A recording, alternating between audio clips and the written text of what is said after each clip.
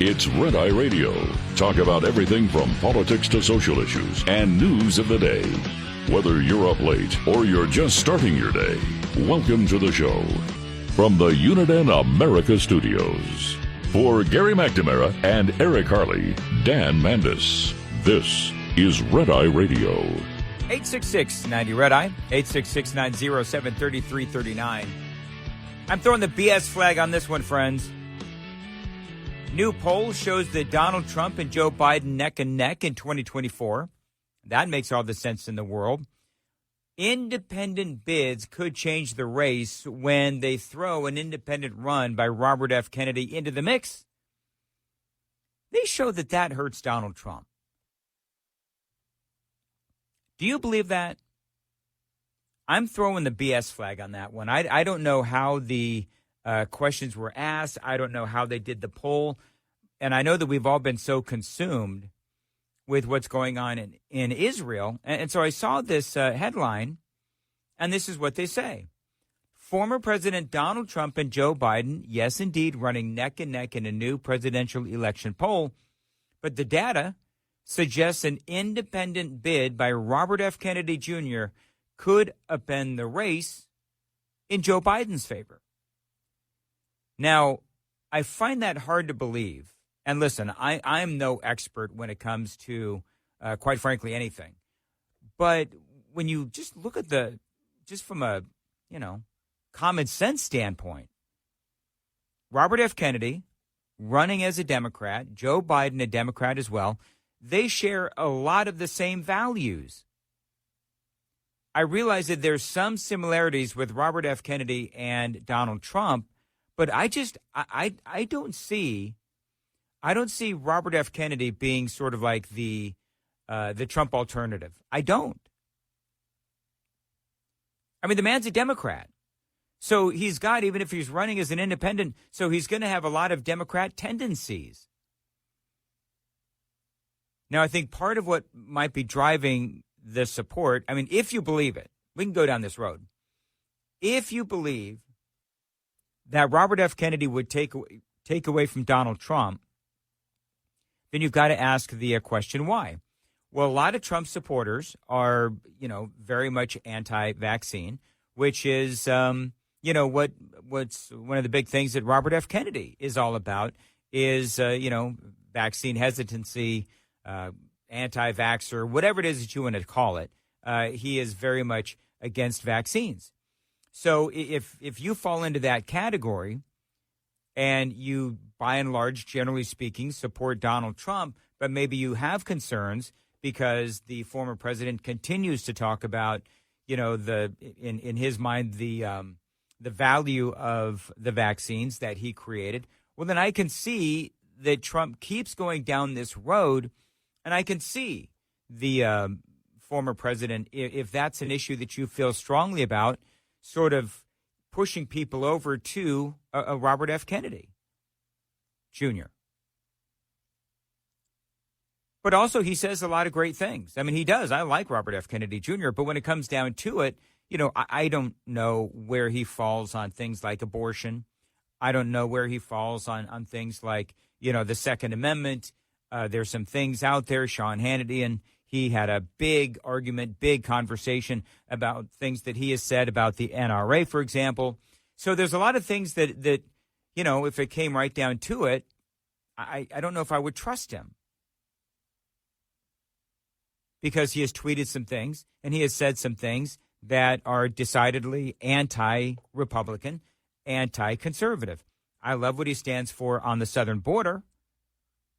I like that he stands for that. I like the fact that he was actually, by and large, kicked out of the Democrat Party because of the fact that the Democrat Party, I think they're afraid of him. But I just don't understand why this would pull from a Donald Trump supporter or from Donald Trump support. I mean, I do wonder if you're a Donald Trump supporter and, you hear that Robert F. Kennedy Jr. is running as an independent, would you consider change? Maybe that's what we'll do. Tomorrow, I'll ask that question. If you're a Donald Trump supporter, and you hear that Robert F. Kennedy Jr. is running as an independent, would you flip your vote? Because according to, this Marist poll, it would impact Donald Trump in a negative way, and he would pull from the Trump supporters. They say that, getting into the numbers very quickly, according to the Marist poll, 49% of registered voters said they would support Joe Biden, 46% Donald Trump, and 5% remain undecided, all without Kennedy in the race. They say those numbers shifted dramatically for Trump and Biden, with Kennedy running as an independent candidate, but appeared to hurt Donald Trump's chances for reclaiming the White House more than Biden's odds of winning a second term. Maybe that's why Hannity, and I'm not criticizing Sean Hannity, but maybe that's why Hannity attacked Robert F. Kennedy Jr. Maybe I'll pull out that audio tomorrow. Robert F. Kennedy Jr. was attacked by Sean Hannity, and I remember that in the news cycle that day was this story about how the Trump campaign was putting out talking points attacking Robert F. Kennedy Jr. Well, maybe that's why, because they perhaps had some internal polling that showed that Trump would lose support from Robert F. Would lose support if Kennedy jumped into the race. The poll showed Kennedy winning 16% support among voters, Trump 37%, and Biden 44%, just 3% undecided. So, yes, if according to this poll, and again, if you believe it, and polls are just a snapshot of, where the American people are at a given time, and we are a long way. We're still over a year away from Election Day. But the poll shows Kennedy winning 16% of support among voters. That would leave Trump with only 37% and Biden 44%, leaving 3% undecided. So it's, a worthy conversation, I suppose, to have. I don't necessarily know if I believe that polling, but we'll talk about that more tomorrow. The phone number is 866-90 Red Eye. That is where Bill is calling from Portland, Oregon, on Red Eye Radio. Bill, how are you? Good. Appreciate you taking my call tonight. Yes, sir. Wanted to talk to you a little bit about. I haven't heard anybody really calling our good old president out for some more of his lies today when he was addressing Israel. Just like when he said that he went and met with Mandela in Soweto, he claimed that his first meeting to Israel, he met with Golda Meir, and that was in 1973. He did that and said that he did it, prior to the 6-Day War. Well, he would have had to been there in 1967 when he was in college in order to do that. So Bill, I have not heard this. Can I tell you? As a guy who has very passionately and vigorously been documenting Joe Biden's lies on my show in Nashville, that's not one that I had heard that he did today. So I thank you, Bill. I'm gonna look that up because it's again, I don't know. Do you think that? Let me ask you this, Bill, and this is something that I've asked my local audience. Do you think that he is truly intentionally lying? Or do you believe that he's just lost his mind? That's a good question. I think he's been such a prolonged liar. I mean, he's been caught for plagiarizing and doing everything that it's just come so naturally to him. And I think now part of it is also his brain is scrambled. So I think it's a little bit of both. He really, it's always about him trying to insert himself in every conversation, right? It's always got to be something about him. It's always, my house burned down. I almost lost my car. Yeah. As he's trying to, talk to these families. We almost lost a couple of firefighters that day. I mean, yeah. Yeah. The other one, which was great, and it was kind of off mic today. He was meeting with a bunch of the Israelis there as he was walking through them.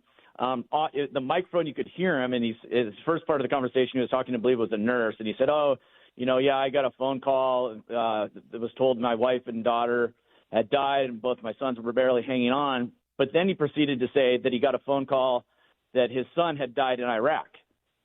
So that was another good one he did today. Yeah, and Bill, I appreciate the call. The whole "my son died in Iraq" thing, I believe well, I know his son did not die in Iraq, but I think part of what that story is that his son served in Iraq, and that's where he, and I forget the entire story, but he ended up with some chemicals that he breathed in. From the burn pit. Yes, from the burn thank pits. you. Thank you, Bill. The burn pits, that's Yep. right. And so, no, Joe, your son, and here's the thing, is that I'm not, it's not a criticism that his son, died in the States as opposed to, in Iraq, but it is different.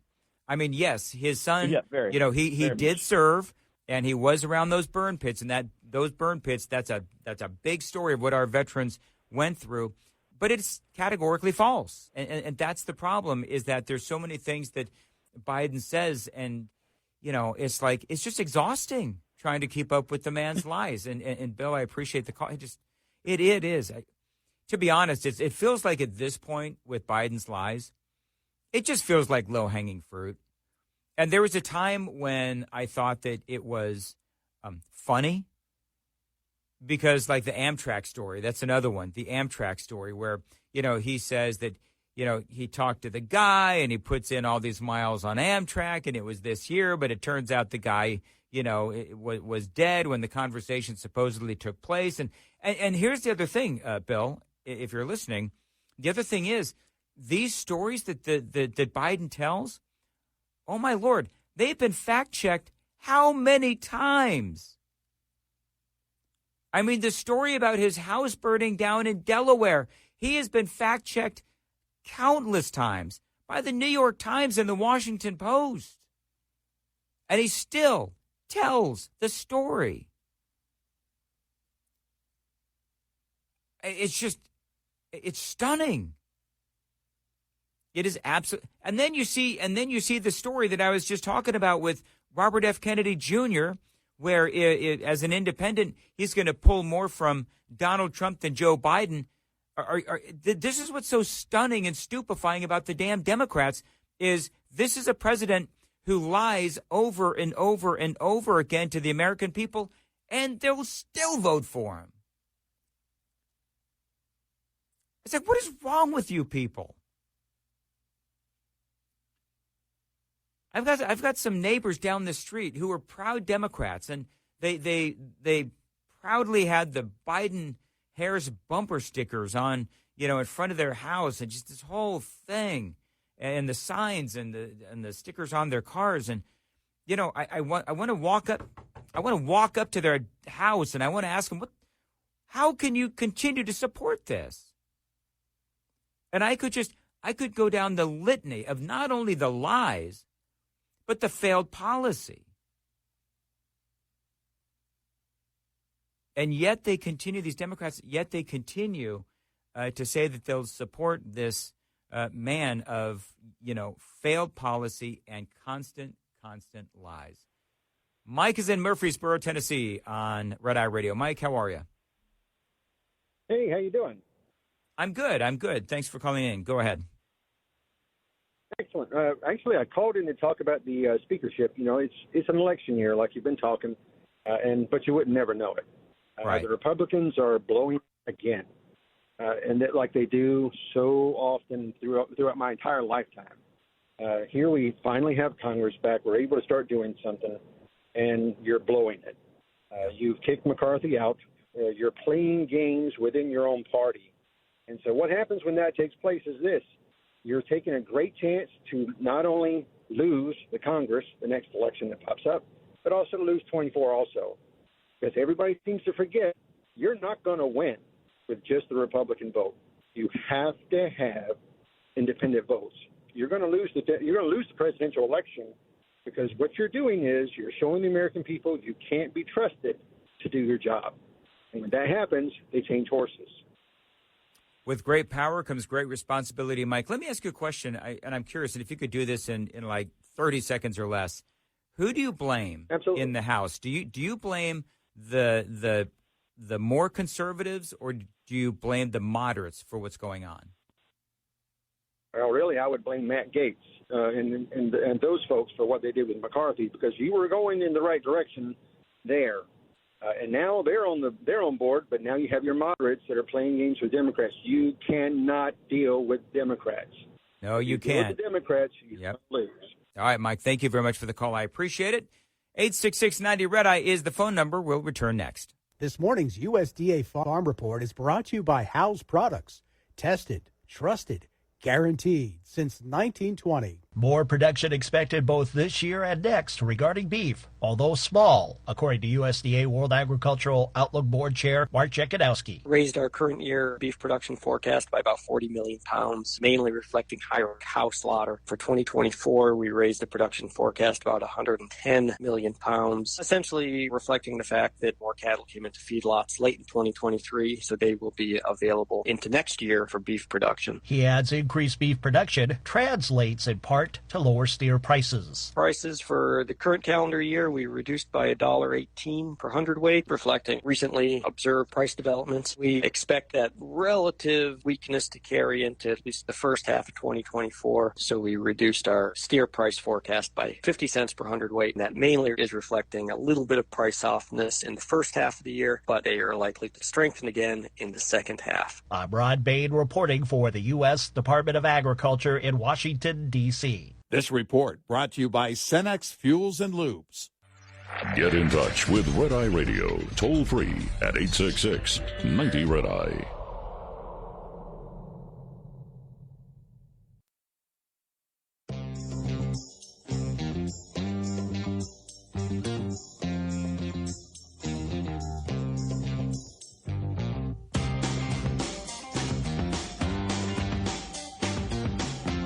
Red Eye Radio, 866-90 Red Eye. Going back very quickly to this story, and again, whether or not you believe it, I'm very cynical of polling for obvious reasons if you know the history of polling, especially the more recent history. But this poll that showed that Trump and Biden neck and neck in 2024, but independent bids could change the race when Robert F. Kennedy Jr. Enters into the picture as an independent candidate. Here's what they say. The poll shows Kennedy winning 16% support among voters, Trump 37%, Biden 44%, 3% were undecided. They say the biggest shift with a Kennedy candidacy came from independent voters, showing a massive drop in support for Donald Trump, 49 to 34%, and Biden, 43 to 33%. According to the poll, Kennedy receives support from 29% of independents. So if you're an independent voter and you're one of those Trump-supporting independents, you bring in a Robert F. Kennedy Jr., and they like what he stands for more than Donald Trump. They say Republican support for Donald Trump also dropped significantly, 91 to 81%. With Kennedy receiving support from 11% of GOP voters. I don't know. Again, I don't know if I necessarily believe it. The only real poll that matters is the one on Election Day.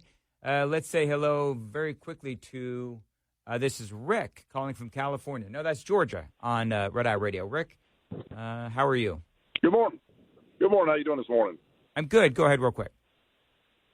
I'm just going to say I've always said that Democrats are either stupid or sleazebags because either they know that Biden is an idiot and vote for him anyway, that's a sleazebag, or they're just stupid and can't put two and two together. But the main point of this phone call is nothing moves in the media unless the White House says for it to. So I'm kind of curious as to how 2 days ago when there was claim that a rocket had hit a hospital and they thought all over themselves telling me this lie. And now, of course, they have to walk it back. But the White House had to have given out and told them to do that. I will talk about that coming up next, heading into a break. Appreciate the call. Dan Mandis here. This is Red Eye Radio.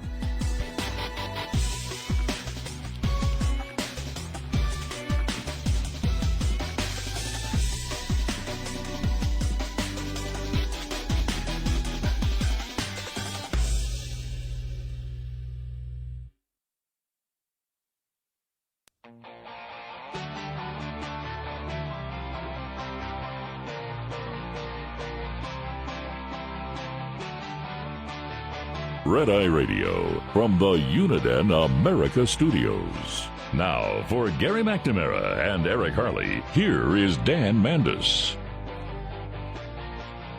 866-90 Red Eye is the phone number, 866-907-3339. Dan Mandis here indeed, in for Gary and Eric. They return next Sunday night, Monday morning. Guy had called up right before the break and asked about the media coverage that was going on yesterday, the airstrike on the Gaza hospital, and a lot of the media today, some in the media walking that back when they said that it was Israel that bombed the Gaza hospital. And guy was asking, well, isn't the Biden administration the ones that are giving all the media their talking points? This time, the media took the speaking points, the talking points of Hamas. And so I've got a whole thing here that I want to do. And I want to play for you and read for you some of these headlines, because I'm one of those folks that firmly believes that journalism is pretty much dead. I mean, I do, sadly. But I want to play for you this audio from MSNBC, and this is how they covered the attacks as it was unfolding. The Palestinian Health Ministry says the Baptist Hospital in Gaza City, that's the northern half of Gaza, has taken a direct hit from an Israeli airstrike. They are saying at minimum, 300 people are dead. Now, we have not been able to verify that. International journalists have not been able to get into Gaza.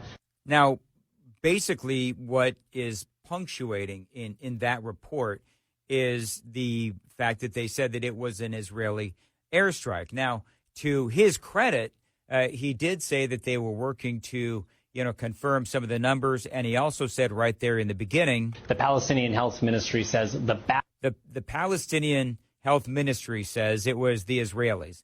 Well, I mean, look, anybody who knows anything about the Palestinian Health Ministry knows that they're going to try to pin this on Israel. And so when I signed on last night, last night when all of this was going on, the first thing I said in my monologue was, you got two sides that are, pointing fingers at each other, because when this whole thing was going on, my first thought when I was looking at all of these headlines was, this doesn't fit Israel's MO. I mean, they don't go after hospitals full of innocent civilians. This is something that Hamas does. Also, it is an absolute fact that Hamas, their rockets tend to misfire a lot. And so this is something that is almost routinely happens, actually, in Gaza, is these rockets, they, as one analyst said to me yesterday, I was interviewing an analyst from the Heritage Foundation, and he said, yeah, sometimes, with Gaza, these rockets, they just go fluey. That's what he said, go fluey. And they end up, just sort of, they go up into the sky, but they don't go where they're supposed to go, and they end up somewhere. And last night, this rocket coming from the Islamic Jihad, a terrorist organization just like Hamas, it ended up landing in the parking lot right next to the hospital and caused a lot of damage. We don't know exactly how many people were killed. And last night, they said that it was 500 people killed. Now it turns out not 500 people, may not even be close to 500 people. Now, earlier in the broadcast, and, there's a lot of, I believe, splitting of hairs going on, because while the rocket did not actually, apparently, hit the hospital, it hit the parking lot right next to the hospital and caused a lot of damage to the hospital. And so if somebody says, like I did earlier tonight, the rocket that hit the hospital, well, that is technically not true, because it hit the parking lot next to the hospital, but it caused a lot of damage to the hospital. So, I mean, to me, we're splitting hairs at that point. Bottom line is, Hamas fired a rocket, it went fluey, and it hit either the parking lot next to the hospital or the hospital, did a lot of damage, and a lot of people killed. We don't know how many it is. The big thing is Israel did not fire that rocket. And it's something the media is talking about quite a bit. And so now there's a whole big laundry list of headlines that is out there now. And the list of headlines is probably going to be going viral. I don't pay attention to such things. But Reuters reported it like this. An Israeli airstrike killed hundreds of Palestinians at a Gaza City hospital crammed with patients and displaced people, health authorities in the besieged enclave said. Well, that is flat out blaming Israel, and it was Hamas and the Palestinians who said that it was the Israelis. Well, of course they're going to say it was the Israelis. See, my thing is I automatically, when I saw all of this and I saw that people were trying to blame Israel, my BS flag went up right away. I mean, right away. I can definitely see how mistakes happen. That I understand. I could see how Israel may have mistakenly fired this rocket, and it ended up going flooey and hit the hospital or whatever. That is not what happened. But I'm smart enough to know that if Hamas or the Palestinians are saying that it was the Israelis, I'm smart enough to know that there's probably more information to come. And it did. It was almost immediately, or within the next couple of hours as last night's broadcast unfolded, where we heard the phone call, the audio recording of the phone call, where it was two guys, oh crap moment, want to get away kind of a moment, where they're talking about how the rocket was fired from behind the cemetery of the hospital, and they don't typically see the any issues with these kinds of missiles, but that this missile hit the hospital. And they even said in the phone call that it was this terrorist organization, Islamic Jihad. The Associated Press. Breaking. The Gaza Health Ministry says at least 500 people killed in an explosion at a hospital that it says was caused by an Israeli airstrike. Do you know, if it was me, and I'm a talk show host, so it's a different dynamic, but if it was me and I'm writing a headline, I wouldn't even say where the airstrike came from or may have come from. Because you can't win for losing. Because if it's, the Gaza Health Ministry, the Palestinians, or if it's, Hamas or whoever, if it's anybody affiliated with that side of the battle or that side of the debate, of course they're going to blame the Israelis. So you can't take anybody's word for anything when these kinds of things are going on. They would have been better served to just say it was caused by an airstrike, or, the origins of the airstrike are so far unknown.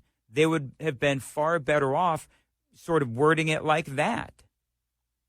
But instead, everybody was so anxious to try and get the news out that it was an Israeli airstrike. Here's another one.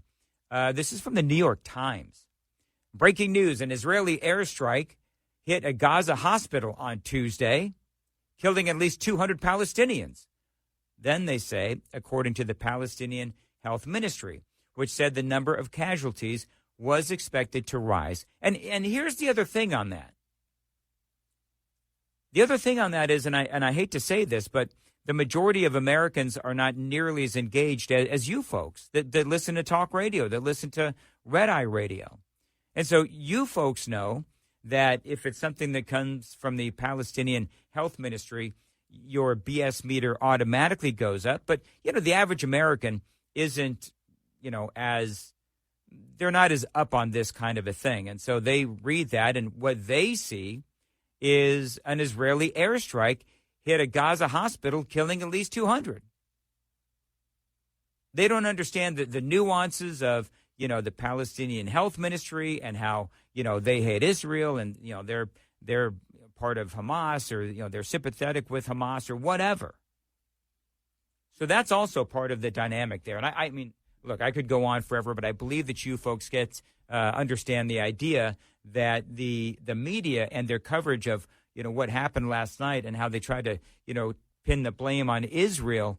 And then the reporting came out and it showed that Israel was actually innocent in all of this. I think there's a lot of folks that are taking notice. The phone number is 866-90-RED-EYE. This is Ray calling from Texas. Ray, thanks for calling in. Go ahead. Hey, how you doing? This is Roy. Roy, sorry, man. That's no problem. Earlier it was said that the reason why Jim Jordan did not get the votes is because of his hardline supporters. Well, I'm calling BS on that. And the reason being is because when Scalise got his secret ballot nod, Jim Jordan came out and supported him and said, hey, I'm throwing my support behind Jim Jordan. Well, I'm calling BS on. Okay, but can I tell you this, Ray? I'm sorry, Roy. Sure. Also part of that story, there's a lot of layers here. Jim Jordan, when he came out and he said that he was supporting Steve Scalise, Jordan knew that Scalise was not going to get the support of his supporters, of the far right supporters. So Jordan, when he came out and said that he was supporting Scalise, it was disingenuous because he knew Scalise wasn't going to get the support. The reason Jordan did that, the reason why Jordan came out and publicly supported Steve Scalise was because he was trying to gain the support of the Steve Scalise supporters. See, does that make sense? Yeah, yes, it does. I understand that, but we're talking D.C. It's all politics. Of course they said that, but everybody wants to say what everybody wants. Everybody wants to hear the right thing all the time. But I'm still saying that I don't believe it, because if those same hardliners supported Scalise, then they would have gladly accepted their vote. And I just think they're just a bunch of butthurt kitty cats, and that's my opinion. Hey, Roy, let me ask you a question real quick. Sure. In 15 seconds or less, who do you blame for the all of this train wreck that's going on in Washington, D.C. with this speaker battle? Do you blame the conservatives or the moderates? I blame the Republicans. Fair enough. Who I blame. Fair enough, and that's a great answer. Thank you very much. I want to get through a lot of these calls because folks have been waiting a long time. This is Ed in Alexandria, Virginia on Red Eye Radio. Hey, Ed, go. Good morning, Dan. How you doing? I'm good. Good. Yeah, geez, so many things to discuss, but I'm with the previous caller. The Republicans are just crustaceans. I'm 60 years old, and it's just been a joke since Reagan, honestly. But they're just showing up to a gunfight with a knife. It's crazy. That's actually, Ed, that is a very interesting way to put it, because the Democrats, they've got their stuff together. Now, it says on my screen, Ed, that you are going to be leaving the country because of corruption. I'm leaving the country. I'm going to Latvia. I'm preparing my house. I live in Alexandria in a nice neighborhood, but I've had enough. I'm literally getting raped with taxes, and the craziness. And hey, Ed, will you do me a favor? Brian, sure. And Brian and Alan, Ed, will you call back tomorrow? Because I'm at the end of this darn show. I am fascinated by the fact that you want to move to Latvia. I want to know more about this. So, guys, can you put him on hold, whatever, give him the inside line. I want to know from Ed why it is that he chose to move from Alexandria, Virginia to Latvia. And I got to run. 866-90-RED-EYE. Dan Mandis here on Red Eye Radio. Get in touch with Red Eye Radio, toll free at 866-90-RED-EYE.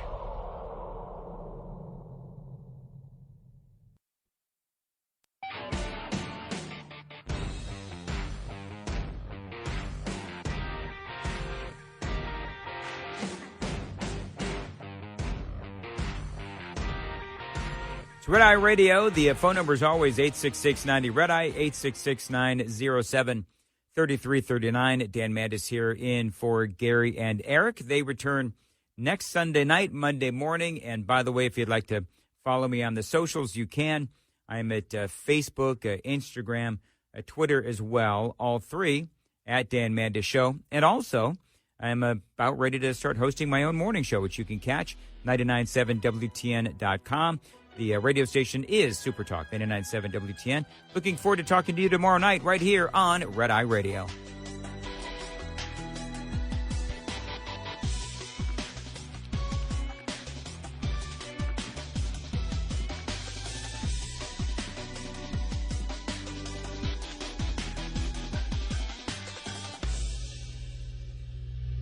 This is Red Eye Radio on Westwood